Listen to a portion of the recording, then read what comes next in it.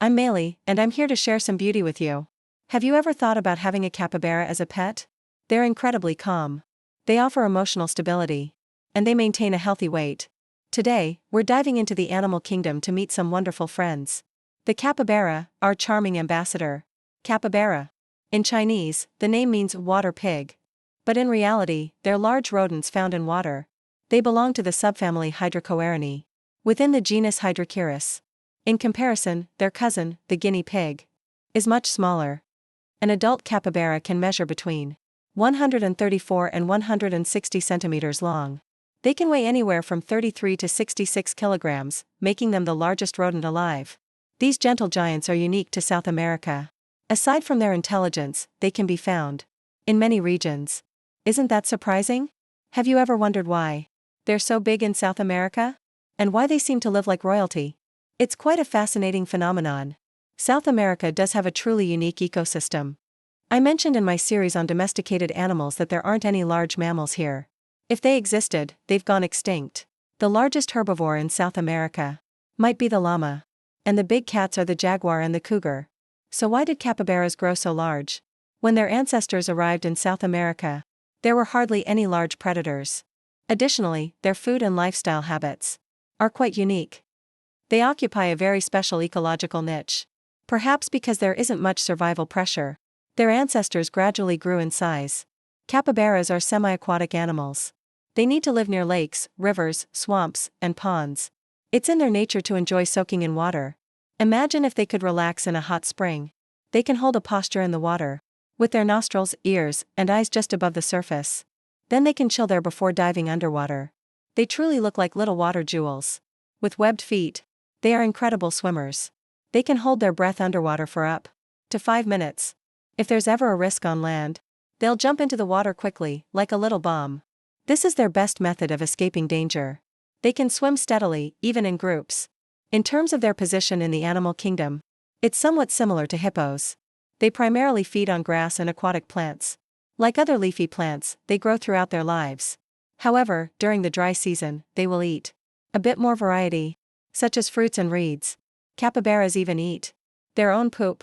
They rely on their gut bacteria to help digest it a second time, allowing them to absorb even more nutrients. They also practice coprophagia, which is a fancy word for eating their feces. Some people might think capybaras would make great pets. But trust me, and indeed, some have tried it. Their many habits can be tough to satisfy in an average household. Unless you live in a large rural area, with your own pond, of course. Now, let's dive into the challenges of keeping capybaras as pets. First, they sometimes poop in the water. Of course, if you have a fish pond at home, that might not be a big deal. Secondly, they are social animals that live in groups. In the wild, you can find groups of 10 to 20, even communities of 50 to 100. Within these groups, there are adult males, females, and their offspring all living together. So, if you want to keep one as a pet, you really should have at least 3. This way, you can meet their social needs. And thirdly, they only mate in water. Now, doesn't that pique your curiosity? Why do capybaras seem so well-tempered? Unlike other rodents, they seem so relaxed. Capybaras are known for their gentle personalities. Not only are they friendly, but they also seem to attract other animals. They don't mind having birds and other animals around. Even household cats and dogs seem relaxed around them. Capybaras welcome everyone. And they're not bothered by other animals in the zoo, whether it's turtles, little ducks, or even baby monkeys. What's even more amazing is, you can often see them in such unusual pairings. In the wild, I don't think they're just about survival. They seem to have a special way of connecting with other creatures. Why do capybaras possess such charm? It might be due to their social lifestyle. Capybara communities appear to foster a sense of belonging. They're quite tolerant of one another. For instance, when danger is near, capybaras communicate with warning calls. In a capybara community, there's usually one dominant male, along with other males. Of course, there can be squabbles among them. This dominant male will mate with several females, but it's challenging for him to monitor all the males. Especially as the community grows larger, it becomes harder to keep track. Look closely. Capybaras have scent glands on their noses. They also have anal scent glands. They leave scent marks by urinating, which helps define their territory. They even mark females with their scent. Females have their own mating preferences too. If a male isn't to their liking, he's out of luck. When signaling, females emit special subtle signals, sometimes even whistling to catch the male's attention.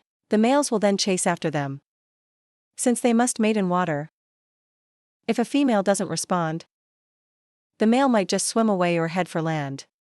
Females typically go into heat for 130 to 150 days, and usually have 1 or 2 offspring. Little capybaras are like copies of their parents, just a little rounder, although typically raised by their mothers. Here's the surprising part. In a capybara community, young capybaras can nurse from any female. Oh, and they usually give birth together, during the same season. Interestingly, baby capybaras can start eating grass just a week after birth, but they still rely on their mother's milk. So, there isn't much distinction between females. Whose child is it, anyway? In summer, they even host watermelon eating contests. If you've seen it in person, I'd love to hear your stories in the comments. So, in conclusion, capybaras are truly fascinating creatures. I hope you enjoyed learning about them. If you liked this content, please give me a thumbs up and share. Let's keep our curiosity alive together. See you next time. Bye.